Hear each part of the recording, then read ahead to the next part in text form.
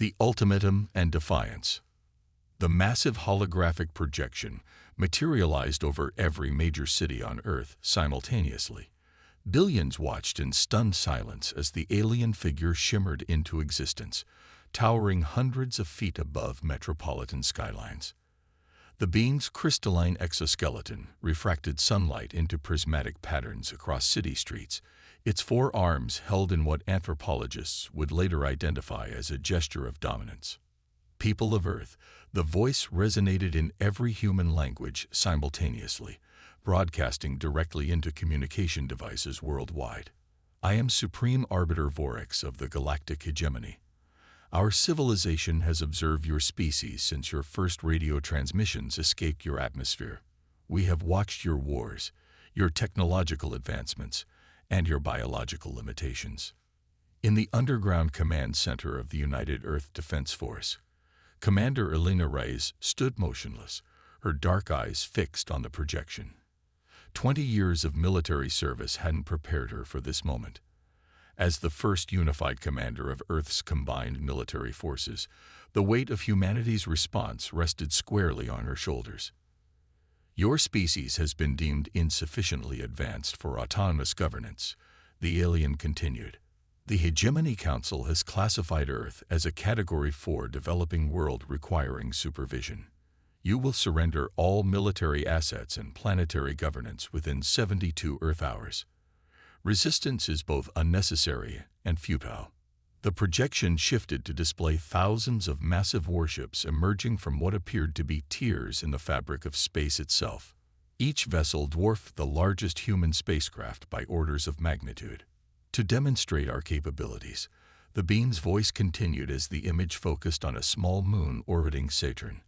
A beam of incandescent energy lanced from one of the vessels, and Titan simply ceased to exist, reduced to scattered atoms in an instant. This is not a negotiation. This is mercy. 72 hours. Choose wisely. The transmission ended, leaving humanity in stunned silence. Get me the Security Council, all military chiefs, and the Science Directorate. Commander Reyes ordered, her voice steady despite the apocalyptic implications of what they'd just witnessed. And find Dr. Vikram. Now. Lieutenant Commander Jackson nodded, his fingers flying across the neural interface embedded in his forearm. They're already assembling in the crisis chamber, Commander. And Dr. Vikram. She's requesting you meet her at Olympus Base. Reyes raised an eyebrow. Olympus Base was a myth, a conspiracy theory, supposedly a top-secret facility buried beneath the Olympus Mons on Mars. Olympus doesn't exist, Jackson. Ma'am. Jackson's voice dropped to barely above a whisper. Priority Omega authorization just came through from the Security Council. Olympus is real, and you're cleared to know about it. 30 minutes later, Reyes's hypersonic transport broke atmosphere, the curvature of Earth giving way to the star-speckled void. Her mind raced through scenarios, each more desperate than the last. The demonstration of power had been unambiguous. The aliens possessed technology that made humanity's most advanced weapons look like stone axes by comparison. The journey to Mars took just under 3 hours thanks to the recently developed quantum drive. As the red planet grew in the viewport, Reyes received coordinates to a nondescript area on the western slope of Olympus Mons. Nothing in the visuals suggested anything unusual, but as the transport approached, a section of the Martian surface shimmered and disappeared, revealing a massive hangar bay carved into the mountain itself. Dr. Samira Vikram was waiting as Reyes disembarked. The brilliant physicist looked like she hadn't slept in days, her normally immaculate appearance disheveled, eyes burning with a manic intensity. They finally showed themselves, Vikram said without preamble. We've been expecting this for decades. What do you mean, expecting this? Reyes demanded, following the scientists through a series of security checkpoints. And what exactly is this place? Humanity's insurance policy, Vikram replied cryptically as they entered an elevator that plunged deep into the Martian crust. In 2047, we recovered a damaged alien scout ship in the Atacama Desert. The technology was transformative. We realized we weren't alone. And more importantly, we realized we were hopelessly outmatched. The elevator doors opened to reveal a cavernous chamber stretching for kilometers in every direction. Reyes's breath caught in her throat. Hundreds of vessels unlike anything in Earth's official fleet floated in perfect formation, sleek and predatory. Workers swarmed around them, making final adjustments. These weren't conventional spacecraft. They were warships. "Welcome to Project Prometheus," Vikram announced. 283 advanced warships incorporating reverse-engineered alien technology, but with distinctly human innovations. We've been building this fleet in secret for nearly 40 years. Reyes approached the nearest vessel, running her hand along its obsidian hull. How has this remained hidden for so long? The resources required. Compartmentalization. Vikram explained. Black budgets buried within black budgets. Materials smuggled through shell corporations. The best minds recruited under false pretenses. Only 12 people on Earth knew the full scope until today. And you think we can win with these? Reyes asked, studying the fleet with a tactical eye. Win conventionally? No. Vikram's expression hardened. But the hegemony has made a critical miscalculation. They assume we'll respond logically, that we'll recognize our technological inferiority and surrender. They've studied our history, our wars, our science, but they've missed something fundamental about human nature, which is, we're at our most dangerous when cornered. Vikram handed Reyes a neural drive. This contains the complete tactical overview. We didn't build these ships to win a traditional war. We built them to ensure that victory against humanity would come at an unacceptable cost.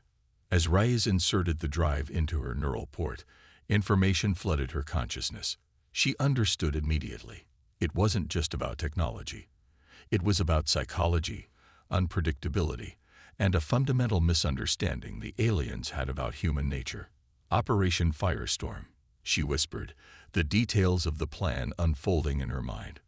Over the next 48 hours, a transformation swept across the Earth and its colonies. Manufacturing facilities shifted to war production with astonishing speed. Military personnel were quietly moved to secure locations. Civilian populations were evacuated from major cities under the guise of precautionary measures. In the Oval Office, the President of the United Earth Alliance addressed the Security Council. The hegemony expects us to surrender our planet, our freedom, and our future, she stated calmly. They believe they understand humanity.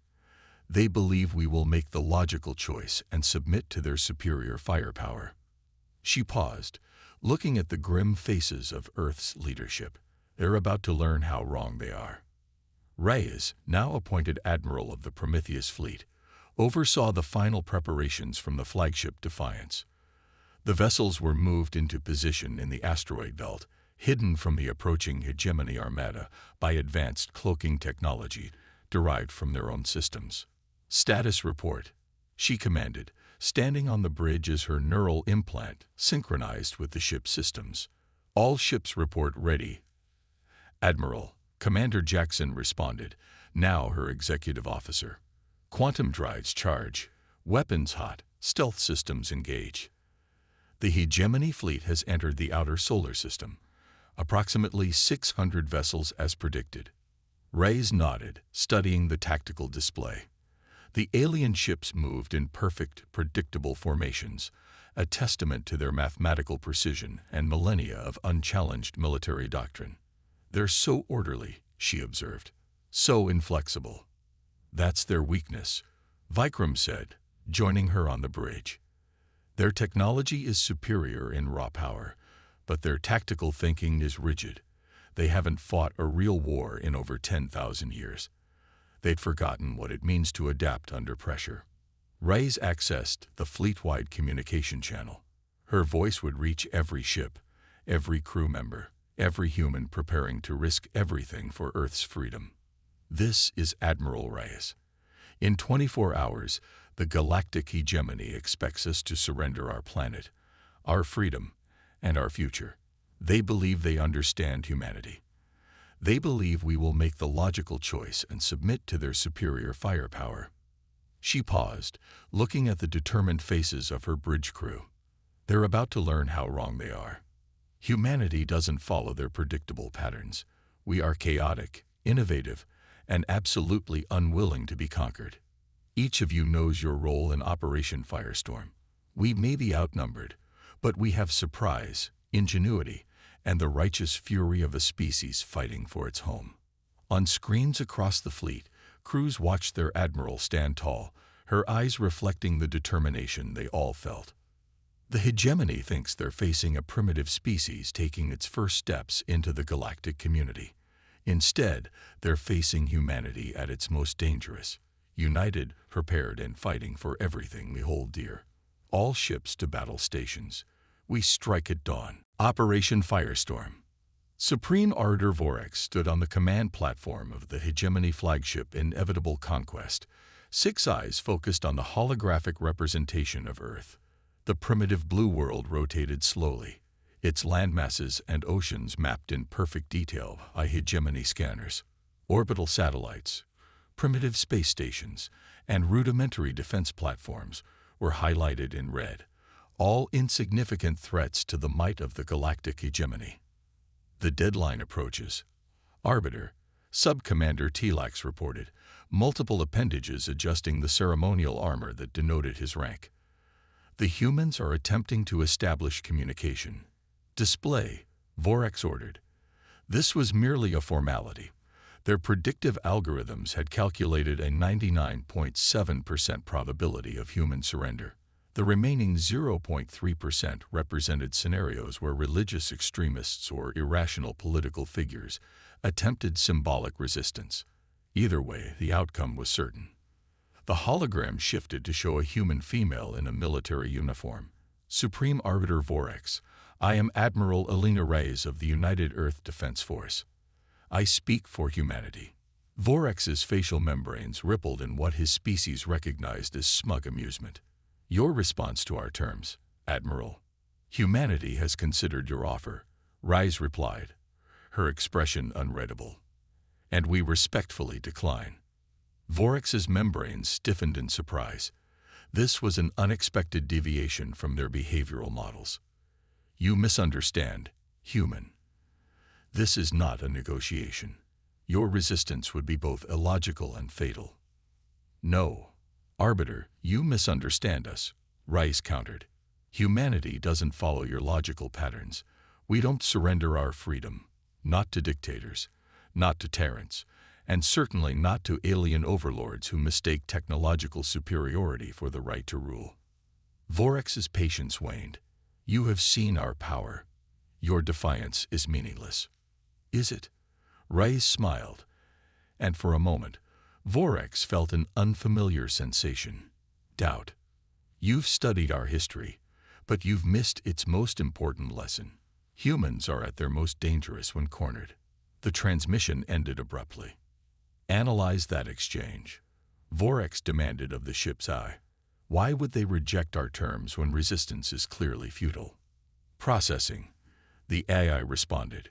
Preliminary analysis suggests human irrationality exceeds previous models, recalibrating psychological profiles.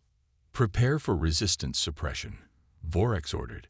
Target their primary military installations and government centers. We will make an example. The Arbiter's words died in his throat as proximity alarms blared across the command center. Impossible readings flashed across the tactical displays as hundreds of unidentified vessels suddenly appeared throughout the hegemony formation. Vessels that had not been there moments before. Stealth technology. Vorax demanded, multiple limbs grasping control interfaces. How did they conceal an entire fleet? Before any officer could respond, the human vessels opened fire. Not with the primitive kinetic weapons or nuclear missiles the hegemony had expected, but with energy weapons that bore disturbing similarities to their own technology, yet with modifications that made them devastatingly effective against hegemony shields. Aboard the Defiance, Admiral Reyes watched the first phase of Operation Firestorm unfold with grim satisfaction. The element of surprise had worked perfectly. The Prometheus fleet had materialized within the perfectly ordered hegemony formation, targeting their command and control vessels with pinpoint precision. Multiple direct hits confirmed, Jackson reported. 27 enemy capital ships disabled, 19 destroyed outright. Their formation is breaking apart. Press the advantage, Rise ordered. Execute Phase 2. Throughout the solar system, hidden installations activated. From Earth's moon, Mars, and bases concealed within the asteroid belt, quantum disruptors came online. Devices designed to interfere with the very fabric of space-time that the hegemony vessels manipulated for their faster-than-light travel. Trapped in normal space, unable to escape, the hegemony fleet found itself fighting on humanity's terms. But the initial advantage couldn't last. The hegemony recovered from their surprise with mechanical efficiency, their overwhelming firepower beginning to tell against the smaller human fleet. "We've lost the Thermopylae and the Leonidas," Jackson reported grimly as the battle entered its third hour. Shield strength on remaining vessels dropping below 60%. Reyes had expected this. The Prometheus fleet wasn't built to win a prolonged engagement, just to bloody the hegemony enough to make them reconsider the cost of conquest. "Launch the swarm," she ordered. From the hangar bays of every human vessel, thousands of small unmanned drones deployed. Unlike conventional drones, these were powered by experimental quantum entanglement drives, technology that Dr. Vikram and her team had developed not by copying alien tech, but by pursuing a uniquely human approach to physics. "What are those?" Vorex demanded as the swarm of tiny vessels spread throughout the battlefield with impossible speed, evading all attempts to target them. "Unknown technology," an officer responded, frustration evident. "They're too small and fast for our weapons to track effectively."